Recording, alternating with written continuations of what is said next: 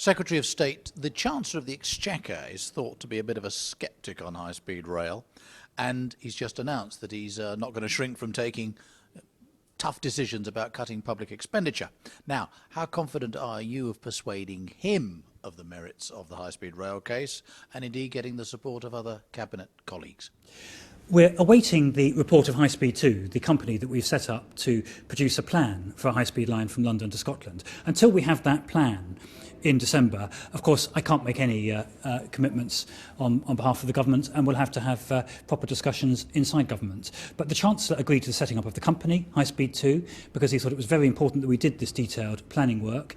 And he is as aware, as a former Transport Secretary, as I am, that high-speed rail is now being developed by virtually every developed country nationwide, and a lot of developing countries too. So China, for example, will have a high-speed network equivalent to all of the other high-speed lines in the world put together by 2015.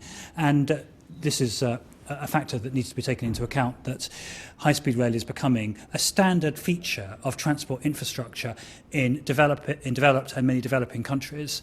So the issue which we will face in terms of funding is about affording what will be regarded as standard backbone transport infrastructure for the next generation. And the decisions we take will be against that backdrop. It's also the case, of course, that you wouldn't spend any significant money on a high-speed line until at least 2015. You've got to have your plan, it's got to go through a planning process, you've got to have your commercial organisation established that can develop the line. We'll be well out of the recession by 2015. And beyond the current public spending planning horizon. So it's quite wrong to pitch high-speed rail into the debate about short-term and medium-term spending constraints. There has been some criticism that Network Rail has produced its report on new lines, while at the same time the work of HS2 is still underway.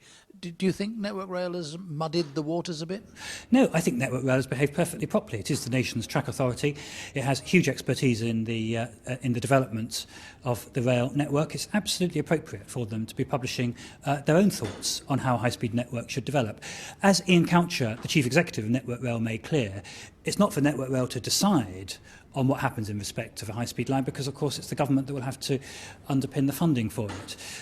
So it's the government that will need to decide, and will decide on the basis of the report by the High Speed 2 company that we've established, which becomes available, that report, at the end of the year. But it's perfectly proper for Network Rail to make its views known, and for those to be taken into account by High Speed 2 when it reports to the government.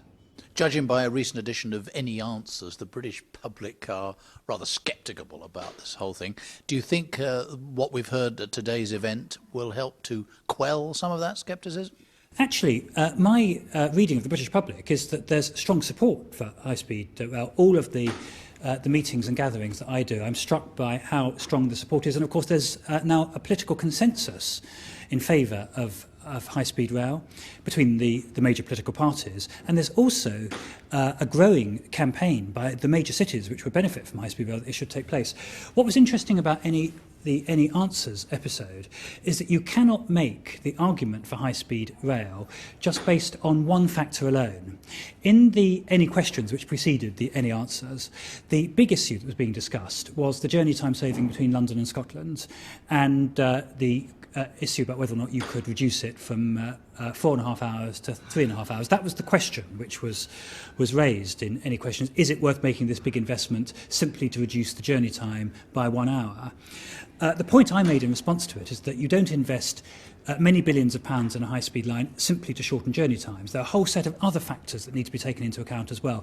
The capacity that you need on the railways and the need for increased capacity over the next generation, the environmental benefits of high-speed rail, the cost that you would have of providing additional capacity by other means if you didn't have high-speed rail, the economic benefits, the regeneration benefits, all of those need to be put together. When people consider them in the round, then the support for high-speed rail is generally strong. If you simply say that the case for high-speed rail is just because it's going to save you an hour on the journey time from London to Edinburgh, then of course they're sceptical that it's worth that big investment for that one gain alone.